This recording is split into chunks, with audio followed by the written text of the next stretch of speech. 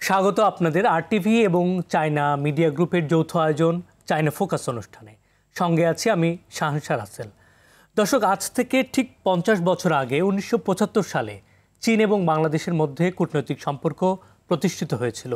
এই সম্পর্ক আজকের দিনে এসে নানা ক্ষেত্রে দৃষ্টান্ত স্থাপন করেছে এবং চীনের সাথে বাংলাদেশের সম্পর্কের গভীরতা এবং বহুমুখী গুরুত্ব নিয়ে আলোচনার প্রেক্ষাপট তৈরি করেছে। আজকের দিনে আমরা আলোচনা করব চীন ও বাংলাদেশের সম্পর্কের 50 বছর নিয়ে। পরিচয় করিয়ে দিচ্ছি আজকের আমাদের অতিথিদের সঙ্গে। আমার সঙ্গে আছেন গবেষণা সংস্থা উন্নয়ন অন্বেষণের চেয়ারপারসন অধ্যাপক ডক্টর রাশেদ আল মাহমুদ তিতুমির। সঙ্গে আছেন সাংবাদিক সোহরাব হাসান। আপনাদের সবাইকে স্বাগত আমাদের আজকের অনুষ্ঠানে।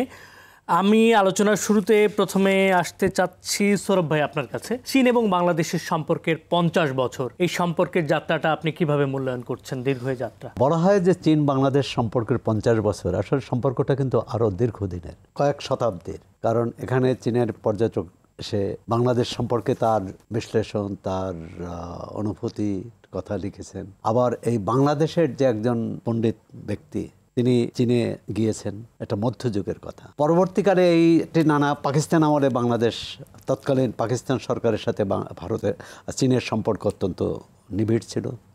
বাংলাদেশের তৎকালীন পাকিস্তানের রাজনীতিকরা সেখানে গিয়েছেন। আবার চীনের যে প্রধানমন্ত্রী চৌ এন-লাই বাংলাদেশে এসেছিলেন। মাঝখানে মুক্তিযুদ্ধের সময় চীনের ভূমিকার কারণেই হয়তো মাঝখানে একটা ছেদ ঘটেছে, কিন্তু এটা 4 বছরের মাথায় কিন্তু আবার সেটি সম্পর্ক নবায়ন হয়। এখন আপনার অনুষ্ঠানে চায়না ফোকাস আমরা যেখানেই দেখি, এই যে চীন মৈত্রী সম্মেলন কেন্দ্র বলুন, আমরা বুড়িগঙ্গা পার হতে চীন মৈত্রী সেতু, মেঘনা পার হতে, তো বাংলাদেশের উন্নয়ন যে আমাদের জীবনযাত্রার সঙ্গে, আমাদের উন্নয়নের সঙ্গে যেসব স্থাপনা, যেসব প্রতিষ্ঠান জড়িত, এবং সর্বশেষ পদ্মা সেতু। সুতরাং চীনের এখানে একটা উপস্থিতি আছে, প্রবল উপস্থিতি। আবার একইভাবে আমরা সেই উপস্থিতিটা সেখানে কতটা করতে পেরেছি। বাংলাদেশের রাজনীতি, অর্থনীতি, ব্যবসা বাণিজ্যের ক্ষেত্রে চীনে কতটা উপস্থিতি। আমরা দেখি যে বাংলাদেশের চীনের সম্পর্কে 50 বছর, 5 দশক এর মধ্যে চীনের যে বাংলাদেশের বিনিয়োগ, ব্যবসা বাণিজ্য তুলনায় বিপরীতে কিন্তু বাংলাদেশের ব্যবসা বাণিজ্য অর্থাৎ বাংলাদেশের রপ্তানি সেখানে খুবই কম, যেখানে 25 মিলিয়নের বিপরীতে বোধহয় 1 বিলিয়ন। সুতরাং এক ধরনের আমাদের তো আমরাই নির্ভরশীল, আমাদের প্রতিরক্ষা এবং আমাদের যে প্রতিদিনের যে পণ্য সেটারও কিন্তু বেশিরভাগ চীনে উৎপাদিত। আমাদের ট্রেন বলুন বা অন্য পরিবহন বলুন, সেখানেও কিন্তু চীনের বিনিয়োগ আছে, চীনের অর্থায়ন আছে। আরেকটি হচ্ছে রাজনৈতিকভাবে চীন একটি রাজনৈতিক ব্যবস্থা, আমাদের এখানে অন্য রাজনৈতিক ব্যবস্থা। আসলে আমরা কোনো ব্যবস্থা তৈরি করতে পেরেছি কিনা। চীন তাদের ব্যবস্থার মধ্য দিয়ে সেখানে উন্নয়ন করতে সক্ষম হয়েছে, যে কারণে যুক্তরাষ্ট্র সহ বিশ্বের যে কোনো পরাশক্তি, বৃহৎ শক্তি চীনকে ভয় পায়। কারণ চীন বৈশ্বিক প্রেক্ষাপটে তাদের অবস্থান তৈরি করতে পেরেছে। এশিয়ার তো 1 নম্বর এখন শক্তি। অনেক বিশেষজ্ঞরা বলেন যে চীন হবে ভবিষ্যতের বিশ্বে 1 নম্বর শক্তি। আমাদের প্রতিবেশী দেশগুলোর মধ্যে ভারতের সাথে চীনের দ্বন্দ্ব আছে, বিরোধ আছে, কিন্তু ব্যবসা বাণিজ্য যদি বলেন সেখানে চলছে না, শুধু মানে ক্রমবর্ধমান। নেপালের সাথে তার সম্পর্ক খুব ভালো। দক্ষিণ এশিয়ার অন্যান্য দেশগুলো, বিশেষ করে মালদ্বীপ, চীনের যে অনুসারী যে রাজনৈতিক দল তারা এই ক্ষমতায় এসেছে। এমনকি পাকিস্তানের সাথে কিন্তু চীনের সম্পর্ক দীর্ঘদিনের, সেটি আমাদের মুক্তিযুদ্ধের আগে থেকে, বা সেই সম্পর্কটা এখনো ধারাবাহিকতা চলছে।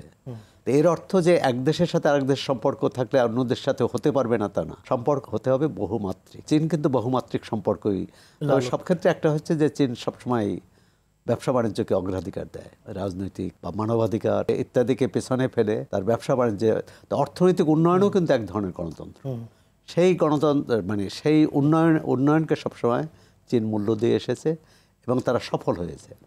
আমরা চীনের সাথে এই দ্বিপক্ষীয় সম্পর্ক গত 50 বছরে দ্বিপক্ষীয় সম্পর্কের মধ্যে কী করতে পেরেছি, কতটা অর্জন করতে পেরেছি, সেটি তো আমরা দেখি যে শুধু চীনের না, আমরা অনেক ক্ষেত্রেই, রপ্তানির ক্ষেত্রে, আমদানির ক্ষেত্রে, বিশেষ করে আমদানির ক্ষেত্রে আমরা চীনের উপর অত্যন্ত, চীন হচ্ছে একমাত্র 1 নম্বর রপ্তানিকারক দেশ বাংলাদেশের পণ্যের মধ্যে, দ্বিতীয় বোধহয় ভারত বা অন্য দেশ। তো সবটা মিলে আমাদের যে সক্ষমতা তৈরি করার প্রশ্নটি আসছে, এই 50 বছরে আমরা চীনের কাছ থেকে সহযোগিতা পেয়ে যদি এটি করতে পারতে আমরা সক্ষম। ব্যবসা বাণিজ্যের ক্ষেত্রে, আমরা প্রযুক্তির ক্ষেত্রে চীন তো সারা বিশ্ব দখল করেছে, কিন্তু আমরা চীনের সেই সহযোগিতা নিয়ে আমরা কতটা সক্ষমতা তৈরি করতে পেরেছি। আমি এই জায়গাটাতে আসবো আপনার কাছে, তার আগে আমি একটু জনাব তিতুমীরের কাছ থেকে একটু ঘুরে আসতে চাই। জনাব তিতুমীর, অন্তর্বর্তী সরকারের পররাষ্ট্র উপদেষ্টা বিদেশের মাটিতে প্রথম কোনো দেশ হিসেবে চীনে সফর করছেন।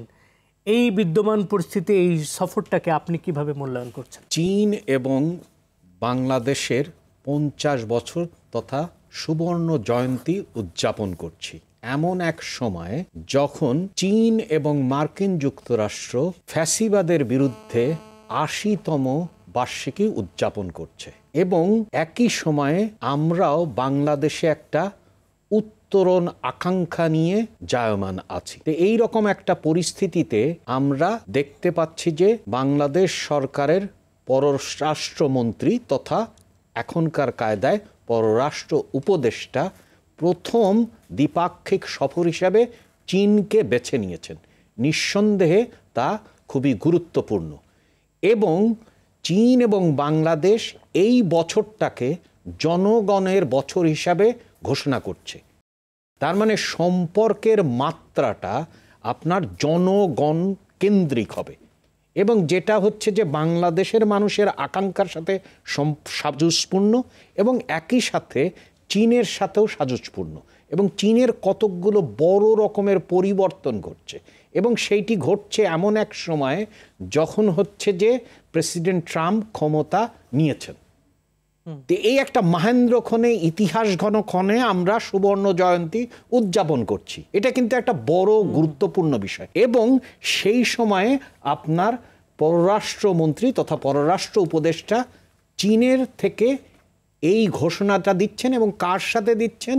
যিনি হচ্ছেন চীনের পলিট ব্যুরোর মেম্বার এবং পররাষ্ট্রমন্ত্রীর দায়িত্ব পালন করছেন। তার মানে নিঃসন্দেহে এটা একটা বড় রকমের মাইল ফলক। আরো বিশেষ করে মাইল ফলক হচ্ছে, আপনি চিন্তা করেন চীন সাথে বাংলাদেশের সম্পর্কটা কি? মৌসুমী বায়ুর আমরা লক্ষ্য করেছি, যখন মৌসুমী বায়ু দিয়ে আপনার জাহাজগুলো সেই মধ্য এশিয়ার থেকে আপনার পূর্ব এশিয়াতে চলে গেছে, আবার জাহাজগুলো মৌসুমী বায়ু দিয়ে ফিরেছে, আবার একই সাথে হচ্ছে যে পানির মাধ্যমে আমরা বিধৌত হয়ে বঙ্গীয় উপদ্বীপে আপনার কৃষি ফলিয়েছি, এবং সাম্প্রতিককালে যে সমস্ত ইতিহাসগুলো দেখাচ্ছে, সেখানে দেখাচ্ছে যে আমাদের যে ধান, এই ধানটা কিন্তু জাপনিকা, ইন্ডিকা না। তার মানে পূর্বের সাথে আমাদের ঘনিষ্ঠ সম্পর্ক আছে, এবং আপনি আবার মোটা দাগে আমি যেটা আমার গ্র্যান্ড বার্গেন বলি, সেটা হচ্ছে যে বাংলাদেশ থেকে যদি পূর্বকে চিন্তা করেন, তাহলে দেখবেন যে সবাই আমরা ভাত খাই, আর বাংলাদেশ পশ্চিমবঙ্গ সহ, কিন্তু পশ্চিমবঙ্গ যেহেতু ভারতের অংশভূত হয়েছে, সেই জন্য তাহলে বঙ্গীয় উপদ্বীপের এর মালিকানা স্বভাবত কারণেই বাংলাদেশের উপরে পড়ে, আর পশ্চিমবঙ্গর থেকে পূর্বের দিকে সবাই আপনার রুটি খায়, আর তার উপরে আপনার প্রক্রিয়াজাত গম খাওয়া হয়। তাহলে আমাদের সভ্যতা এবং উৎপাদনের সাথে সম্পর্কযুক্ত এবং বাণিজ্যের সাথে সম্পর্কযুক্ত, কিন্তু আমরা সেটা লালন করিনি। আপনি খেয়াল করেন আমাদের যে এই যে বাণিজ্য, এটা তো ওই মৌসুমী বায়ু নিয়েছে, পানি আমাদেরকে ফসল ফলিয়েছে, এবং আমাদের একটা খাদ্য প্রণালী তৈরি করেছে। যেমন আপনি এখানে প্রধানমন্ত্রী বলেন, আর ঠিক ওই একটা অপভ্রংশ কায়দায় মালয়েশিয়ায় কিন্তু প্রধানমন্ত্রীই বলে। তাই আমরা যেটা করিনি সেটা হচ্ছে যে এটা আমাদেরকে একটা বড় রকমের পূর্বের দিকে, অর্থাৎ সূর্য উদয়ের দিকে আমাদেরকে আহ্বান জানাচ্ছে, এবং সেটাই হবে মাইল ফলক। সেটা অন্তর্বর্তীকালীন সরকারের কাজ হচ্ছে সেই আপনার ভিত্তিপ্রস্তরটা গড়ে তোলা, যাতে করে ভবিষ্যতের যে রাজনৈতিক সরকার সেটাকে আরো সামনের দিকে নিয়ে যাবেন। ধন্যবাদ জনাব তিতুমীর। আমরা আরো আলোচনা করব। সুপ্রিয় দর্শক, এই পর্যায়ে নিতে হচ্ছে একটি ছোট্ট বিরতি। ফিরছি বিরতির পর, সঙ্গেই থাকবেন।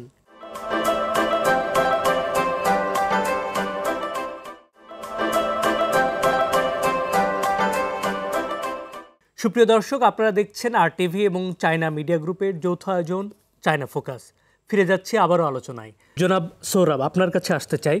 বিজ্ঞান, প্রযুক্তি বা ডিজিটালাইজেশন সব ক্ষেত্রেই চীনের অসামান্য উন্নয়ন এবং অগ্রগতি আমরা দেখতে পাচ্ছি।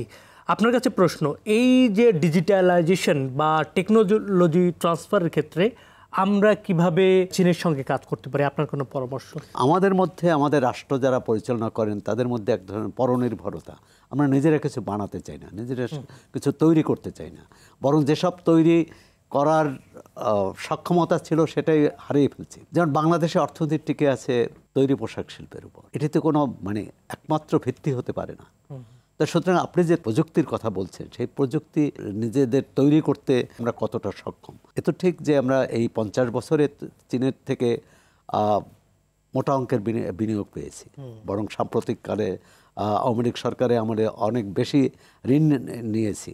কিন্তু সেই ঋণ নিয়ে আমরা ঋণগ্রস্ত হচ্ছি না, সেই ঋণটা পরিশোধের মতো যে অর্থনীতি দরকার, পরিশোধ করার মতো যে সক্ষমতা দরকার, সেটি আমরা তৈরি করতে পেরেছি কিনা, এটি একটি প্রশ্ন। এই মুহূর্তে বাংলাদেশের যেটা প্রয়োজন সেটা হচ্ছে চীনের সাথে যে পর্বত প্রমাণ যে বাণিজ্য বৈষম্য, সেটা কতটা কমানো যায়। অর্থাৎ সেখানে আমাদের সক্ষমতা তৈরি করতে হবে, চীনেরও সহযোগিতা দরকার হবে। আবার বিনিয়োগের ক্ষেত্রে গত কয়েক মাসে অন্তর্বর্তী সরকারের যেটা আমাদের এখানে একটা রাজনৈতিক স্থিতিশীলতা না থাকায়, বা চীন মনে করছে যে এখানে এই যে সরকার পরিবর্তন, তারা কিন্তু একটা আশা করছে যে একটা রাজনৈতিক স্থিতিশীলতা তখনই আসবে একটি নির্বাচনের মাধ্যমে, একটি নির্বাচিত সরকার যখন গঠিত হবে। সেই সরকারের সাথেই তারা দীর্ঘমেয়াদী পরিকল্পনা, দীর্ঘমেয়াদী কর্মসূচি, দীর্ঘমেয়াদী চুক্তির ক্ষেত্রে সেটাই কিন্তু তারা চাইবে। এখন সেক্ষেত্রে আমাদের যে এখন অন্তর্বর্তী সরকার আছে, তারা যদি তাদের বোঝাতে সক্ষম হয়, এই অন্তর্বর্তী সরকার কিন্তু এটি নির্বাচিত না, কিন্তু জনগণের গণ আন্দোলন হলে সেই তাদের অভিপ্রায়ের ফসল। সুতরাং এটি কিন্তু অন্য আর যে তত্ত্বাবধায়ক সরকার হয় বা অন্তর্বর্তী সরকার হয়, অনির্বাচিত সরকার, সেরকম নয়। হ্যাঁ, আরেকটা তো দ্বন্দ্ব আছে যেটা আমরা কাজে লাগাতে পারি। ভারতের সাথে এখন যে সম্পর্কের টানাপোড়েন বাংলাদেশের, সেক্ষেত্রে চীনের স্বাভাবিকভাবে চীন আগ্রহ দেখাবে বাংলাদেশের সাথে সম্পর্কটা যাতে মজবুত হয়, যাতে আরও সুদৃঢ় হয়, যাতে ভূ রাজনীতিতে তাদের অবস্থানটা সুদৃঢ় করতে পারে, আরও স্পষ্ট করতে পারে। ধন্যবাদ জনাব সোহরাব। জনাব তিতুমীর, চীন বাংলাদেশ সম্পর্কের 50 বছর সুদীর্ঘ যাত্রা আমরা শেষ করলাম। এই সম্পর্ককে আরও গভীর করতে বাংলাদেশ বা চীনের পক্ষ থেকে আর কি করা যেতে পারে, আপনার পরামর্শ? জি, চীন একটা পৃথিবীতে অনেকগুলো দৃষ্টান্ত স্থাপন করেছে। প্রথম দৃষ্টান্ত হচ্ছে একটা দেশে দারিদ্র্য কিভাবে শূন্যতে নেওয়া যায় এবং কত দ্রুত নেওয়া যায়। দ্বিতীয় হচ্ছে যে আপনার উৎপাদনের সকল উপকরণ, তার উপরে মালিকানা তৈরি করা যায়। এবং চীন প্রেসিডেন্ট শি জিনপিংয়ের নেতৃত্বে উৎপাদনের উপকরণ আগে যেখানে ছিল ভূমি, তারপরে হচ্ছে শ্রম, তারপরে হচ্ছে প্রযুক্তি এবং পুঁজি, তার সাথে যুক্ত করেছেন ডাটা। তা আমরা লক্ষ্য করছি যে মার্কিন যুক্তরাষ্ট্র যখন অবনতিশীল পর্যায়ে আছে, অন্যদিকে আমরা চীনে লক্ষ্য করছি যে একটা হাই কোয়ালিটি ডেভেলপমেন্ট হচ্ছে। এবং চীন আসলে শিয়াওকাং সেখানের দিকে যাচ্ছে। এই রকম একটা সন্ধিক্ষণে আসলে বাংলাদেশের সম্পর্ককে, চীনের যেমন পতাকায় 5 তারা থাকে, আমি 5টা আসলে প্রস্তাব দেখতে চাই। প্রথম হচ্ছে যে ভৌত অবকাঠামোর থেকে কিভাবে এই বিনিয়োগকে শিল্পায়নের স্থাপন করা যায়, এবং সেখানে শর্ত হবে ঋণ ভিত্তিক না, মালিকানা ভিত্তিক। অর্থাৎ হচ্ছে যে এই বিনিয়োগের উন্নয়ন ঘটলে বা বিনিয়োগটা অগ্রগতি ঘটলে তার দুজন ভাগাভাগি করে নেবে, লাভ। আবার এইটায় যদি কোনো কৌশলগত কারণে এটা কোনো ধাক্কা খায়, তাহলেও ভাগাভাগি করে নেবে। তখন তাহলে মানুষ বুঝবে যে চীনের সম্পর্কের মধ্যে আমারও একটা কিছু আছে, কারণ কর্মসংস্থান তৈরি হচ্ছে। বাংলাদেশের সবচেয়ে বড় দরকার হচ্ছে কর্মসংস্থান তৈরি করা। তার মানে আপনার বিনিয়োগের ধরন পরিবর্তন হতে হবে, শুধুমাত্র অবকাঠামো নয়, শিল্পায়ন। কারণ ভবিষ্যতের বাংলাদেশের সংকট একমাত্রভাবে সমাধান সম্ভব হচ্ছে কর্মসংস্থান, এবং সেই কর্মসংস্থান আনুষ্ঠানিক খাতে হতে পারে শিল্পায়নের মাধ্যমে। চীন যেখানে যেখানে তার যে সানসেট ইন্ডাস্ট্রিগুলো অথবা যুক্তভাবে করতে পারে, এটা হচ্ছে প্রথম। দ্বিতীয় হচ্ছে যে বাংলাদেশের এবং চীনের মধ্যে যদি খেয়াল করেন তাহলে দেখবেন হচ্ছে যে আমরা কোভিড দেখেছি যে শৃঙ্খলা ব্যবস্থার যদি বিপত্তি ঘটে তাহলে মুশকিল।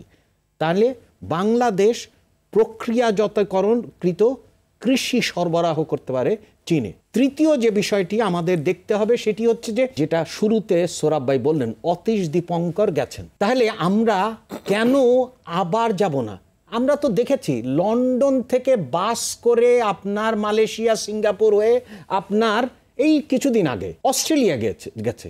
আমরা কেন মিয়ানমারে যেতে পারবো না, কুনমিংয়ে যেতে পারবো না? কেন আমার স্বাস্থ্য ব্যবস্থা কুনমিং এবং চিটংয়ের মধ্যে সম্পর্কটা তৈরি হবে না কেন? চীন যেটা আমাদেরকে করতে পারে সেটা হচ্ছে ডেভেলপমেন্ট ডিভিডেন্ড, অর্থাৎ উন্নয়ন ডিভিডেন্ড শান্তির ডিভিডেন্ডে পরিণত করতে পারে। তার মানে হচ্ছে যে এটা আর একটা দিক থেকেও খুব গুরুত্বপূর্ণ হবে, উপ আঞ্চলিক উন্নয়ন, যেটা আমাদেরকে ভারত বারবার মূল ঝুলিয়েছে কিন্তু কখনো করেনি, এইটার একটা বড় রকমের প্রকাশ ঘটতে পারে। এটা হচ্ছে আমার তৃতীয় বক্তব্য। চতুর্থ হচ্ছে চীন আমাদের প্রতিরক্ষাগত কৌশলগত অংশীদার। তাহলে আমরা দেখতে চাই, সবাই খালি বলে ইন্দো প্যাসিফিক আর বিআরআই এর কথা, চীনের বিআরআই, কেন আমরাও তো আমাদের কথা বলতে চাই। আমরা বলতে চাই যে বঙ্গোপসাগর, এবং বঙ্গোপসাগর হবে শান্তির, প্রগতির এবং সমৃদ্ধির এবং সবার। এটা ইন্ডিয়ার লেক না, এটা বাংলাদেশেরও লেক, এটা মিয়ানমারেরও হোক। এবং এখানে দেখতে চাই যে মার্কিন যুক্তরাষ্ট্র আসুক, ভারত আসুক, চীন আসুক, কোরিয়া আসুক, জাপান, কেন ভারত এখানে বিনিয়োগ করতে দিচ্ছে না? কেন সাগর ডক্ট্রিনের মধ্যে আমরা যাব? তাহলে আমরা দেখতে চাই এবং পৃথিবীকে উপহার করে দিতে চাই যে শান্তি, সমৃদ্ধির, প্রগতির এর বঙ্গোপসাগর। এটা আমরা চতুর্থ।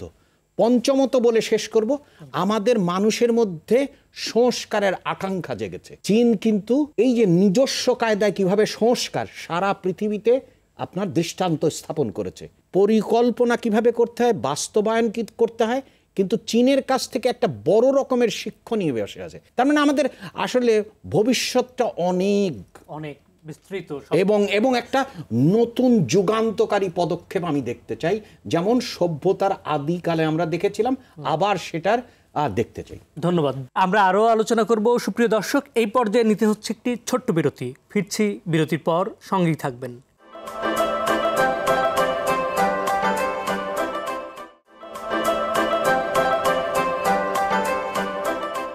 সুপ্রিয় দর্শক, আপনারা দেখছেন RTV এবং চায়না মিডিয়া গ্রুপের যৌথ আয়োজন চায়না ফোকাস। ফিরে যাচ্ছি আবারও আলোচনায়। জনাব সোহরাব, চীন এবং যুক্তরাষ্ট্র সম্পর্ক উন্নয়নের নতুন সুবাতাস বইছে। কিছুদিন আগেই ডোনাল্ড ট্রাম্প নবনির্বাচিত প্রেসিডেন্ট শি জিনপিংয়ের সঙ্গে ফোন আলাপ করেছেন, যা এদিকে ইঙ্গিত দিচ্ছে। বিশ্ব রাজনীতির এই প্রেক্ষাপটটাকে আপনি কিভাবে দেখছেন? চীন এবং যুক্তরাষ্ট্র দুই বৃহৎ শক্তি, তাদের মধ্যে যদি এরকম একটা বোঝাপড়া হয়, সেটা কিন্তু বিশ্বের জন্যই ভালো। এবং চীনের খুব নিকট প্রতিবেশী না হলেও মোটামুটি কাছের প্রতিবেশী হিসেবেও কিন্তু আমাদের জন্যও ভালো। এবং সেখানে যদি এটি হয়, তাহলে এই দক্ষিণ এশিয়ায় যে ভূ রাজনৈতিক টানাপোড়েন, ভূ রাজনৈতিক যে দ্বন্দ্ব, সেটা অনেকটা কমে যাবে। যুক্তরাষ্ট্র চাইবে না যে বাংলাদেশকে চীনের বিরুদ্ধে ব্যবহার করতে, আবার চীনও চাইবে না যে যুক্তরাষ্ট্র তাদের সাথে বাংলাদেশের সুসম্পর্ক হলে সেটি যুক্তরাষ্ট্রের সাথে সম্পর্কের ক্ষেত্রে কোনো অভিঘাত তৈরি করবে, কোনো সমস্যা তৈরি করবে। তিতুমীর ভাই যে স্বপ্নের কথা বলেছেন, যে ভবিষ্যৎ পরিকল্পনার কথা বলেছেন, সব কিছু বাস্তবায়নের জন্য যেটি প্রয়োজন, এই মুহূর্তে বাংলাদেশের পূর্ব সীমান্তে যে ভয়াবহ সমস্যার, অর্থাৎ মিয়ানমারে, এক হচ্ছে মিয়ানমারে বাংলাদেশ সীমান্তটা আরাকান আর্মির হাতে চলে গেছে। দ্বিতীয় হচ্ছে যে 12 লাখের মতো শরণার্থী বাংলাদেশের উপর চেপে বসেছে গত কয়েক বছর ধরে। এই সমস্যার সমাধান না হলে আমরা কিন্তু এই টেকনাফ থেকে আর সড়ক বা রেলপথে চীন যাওয়ার কথা চিন্তা করতে পারবো না। সুতরাং সবার আগে কিন্তু মিয়ানমারের এই রাজনৈতিক সমস্যার সমাধান করতে হবে, এবং সেক্ষেত্রে চীন বড় ভূমিকা রাখতে পারে, কারণ মিয়ানমার চীনের উপরে সবচেয়ে বেশি নির্ভরশীল। এখন পররাষ্ট্র উপদেষ্টার চীন সফরে কিন্তু মিয়ানমারের সমস্যাটাও একটা বড় সমস্যা হিসেবে, বা এটি কিভাবে সমাধান করা যায়, এটিও আলোচনায় থাকবে। আমরা আশা করি যে অতীতের শুধু আলোচনার জন্য আলোচনা, বৈঠকের জন্য বৈঠক, সেটা না হয়ে এটা সত্যিকারভাবে একটা দিক নির্দেশনা দেবে যে কিভাবে এই সমস্যাটার সমাধান করা যায়। ধন্যবাদ আপনাকে। আমরা অনুষ্ঠানের একদমই শেষ পর্যায়ে জনাব তিতুমীর, আপনার কাছে জানতে চাই, চীন সাংস্কৃতিক বিনিময়ের ব্যাপকভাবে কাজ করে যাচ্ছে বিভিন্ন দেশের সঙ্গে। সাংস্কৃতিক বিনিময়ের সাথে অর্থনৈতিক সম্পর্কটা আসলে কিভাবে জড়িত? আমি যেটা মনে করি সেটি হচ্ছে যে বাংলাদেশ চীন একটা নতুন অধ্যায়ে যাচ্ছে, যেই অধ্যায়টা তাদের সভ্যতাগত, যে অধ্যায়টা তাদের সংস্কৃতিগত, যে অধ্যায়টা তাদের উৎপাদনগত, যে অধ্যায়টা তাদের অভ্যাসগত। এবং আমি মনে করি বাংলাদেশ এক সময়, আপনার হয়তো মনে আছে, জাপানকে হারিয়ে নিরাপত্তা পরিষদেরও সদস্য হয়েছিল। আমি মনে করি হ্যাঁ, অস্থায়ী পদে, তাই তো। আমি মনে করি বাংলাদেশ আসলে বঙ্গোপসাগরে নেতৃত্ব দেবে, এবং সেই নেতৃত্বে আমরা যেমন দেখেছি যে আজকেই আপনি কিছুক্ষণ আগে বললেন যে এই বছর শুরু হয়েছে ফ্যাসিবাদের বিরুদ্ধে একসাথে মার্কিন যুক্তরাষ্ট্র এবং চীনের যুদ্ধের ব্যাপারে প্রেসিডেন্ট শি জিনপিং এর বার্তা দিয়ে, আবার সেই বার্তার প্রতিধ্বনিত করেছেন ডোনাল্ড ট্রাম্প, এবং সর্বপ্রথম একজন চীনা উপরাষ্ট্রপতি আপনার সেই অনুষ্ঠানে উপস্থিত ছিলেন। এই যে ব্যাপারটা, তার মানে হচ্ছে যে বঙ্গোপসাগরের নেতৃত্বে বাংলাদেশ সমন্বয়কের ভূমিকা পালন করবে, এবং আমরা খুবই আশাবাদী যে এইখানে যে ভারতের যে চিন্তা, ওই চিন্তা একটা বড় রকমের ধাক্কা লাগবে, যেখানে হচ্ছে মার্কিন যুক্তরাষ্ট্র, Bharat, Bangladesh, Myanmar, Korea, Japan, Thailand সবাই কাজ করবে। অর্থাৎ অন্তর্ভুক্তির শান্তিমূলক অগ্রগতিতে বাংলাদেশ আসলে কাণ্ডারির ভূমিকা পালন করবে। জি, ধন্যবাদ আপনাদের সবাইকে ধন্যবাদ। সুপ্রিয় দর্শক, এই ৫০ বছরে চীন ও বাংলাদেশের সম্পর্ক শুধু বাণিজ্যিক এবং অর্থনৈতিক ক্ষেত্রেই নয়, বরং সাংস্কৃতিক, শিক্ষা এবং অন্যান্য ক্ষেত্রেও এগিয়ে চলেছে। দু দেশের মধ্যে সহযোগিতা এবং পারস্পরিক শ্রদ্ধাবোধের ভিত্তিতে সম্পর্ক আরও শক্তিশালী হতে পারে, যা আমাদের ভবিষ্যৎ প্রজন্মের জন্য নিয়ে আসবে শান্তি এবং উন্নয়নের বার্তা। আগামী দিনে চীন ও বাংলাদেশের এই সম্পর্ক আরও সুদৃঢ় এবং ফলপ্রসূ হোক, এই শুভকামনায় বিদায় নিচ্ছি।